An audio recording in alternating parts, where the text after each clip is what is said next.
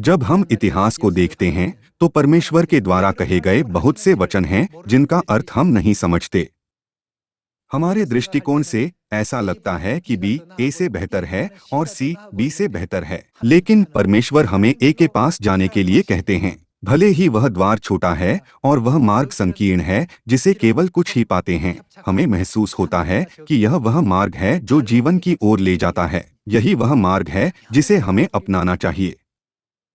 आइए हम व्यवस्था विवरण 8 पर एक नजर डालें।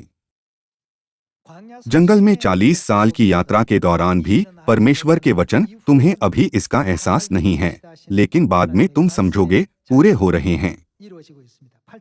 आइए हम अध्याय 8 आयत 1 देखें।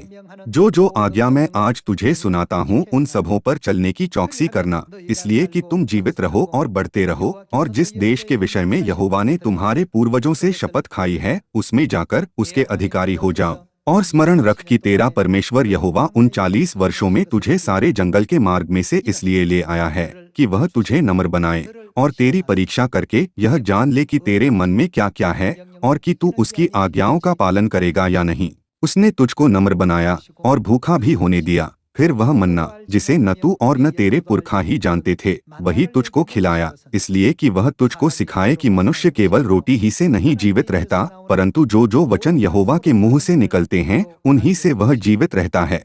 इन 40 वर्षों में तेरे वस्त्र पुराने न हुए और तेरे तन से भी नहीं गिरे और न तेरे पाँव फूले।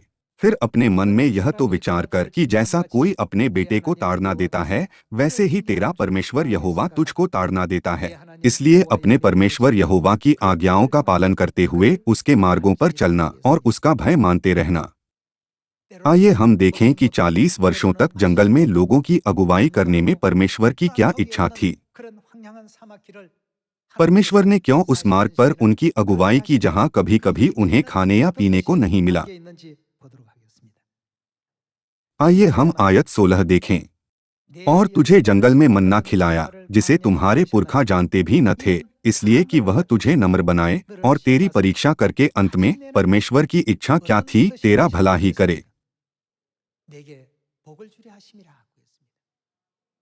चूंकि पीने के लिए या पशुओं को खिलाने के लिए पानी नहीं है तो ऐसा लग सकता है कि एक बड़ी आपदा या कठिनाई तुरंत आ जाएगी। हालांकि परमेश्वर हमेशा हर क्षण मौजूद रहते हैं और स्थिति को देखते हैं। परमेश्वर देखते हैं कि प्रत्येक स्थिति में हम किस प्रकार का विश्वास रखते हैं। हमें परखने और परिष्कृत करने के द्वारा अंत में हमें आशीषें देने के लिए परमेश्वर के पास एक महान और गहन इच्छा है। इस पृथ्वी पर अपने जीवन के दौरान हम आर्थिक कठिनाइयों, बीमारियों से दर्द, विभिन्न अवांछनीय वातावरणों में असुविधाओं और बहुत कुछ का सामना कर सकते हैं। मुझे नहीं लगता कि इस पृथ्वी पर एक भी व्यक्ति है जो उनके बिना रहता है। क्या यह पृथ्वी शरण नगर नहीं है? शरण नगर में रहते हुए किसी को भी चैन नहीं मिलता। हमें इस तथ्य को याद रखना चाहिए। यह सोचना गलत है कि उस व्यक्ति का जीवन मुझसे बेहतर है। जब हम अपने आप को उनके स्थान पर रखें तो हम पाएंगे कि दूसरे व्यक्ति के पास भी कठिनाइयां, दर्द और पीड़ा है। इस पृथ्वी पर कोई भी नहीं है जो एक परी कथा में राजकुमारी की तरह रहता है। अब हम चिंताओं और परेशानियों के साथ जी रहे हैं, लेकिन इस तरह से हमारी अगुवाई करने के बाद परमेश्वर अंत में हमें क्या देंगे? हमें आशीषें देने में परमेश्वर का एक महान और गहरा उद्देश्य है।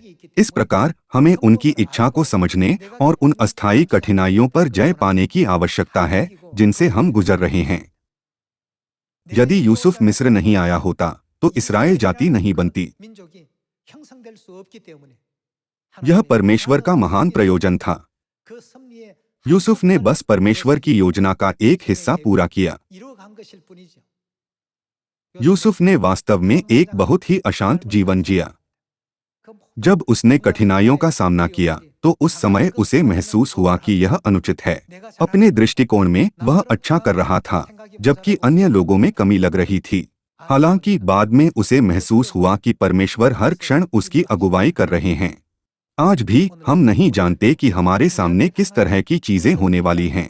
हमें पूरी तरह से विश्वास करना चाहिए कि परमेश्वर हमें उस मार्ग पर ले जा रहे हैं जहां हम आशीषें प्राप्त कर सकते हैं। सभी लोगों, हमें बाइबल को पढ़ते हुए इसे महसूस करना चाहिए।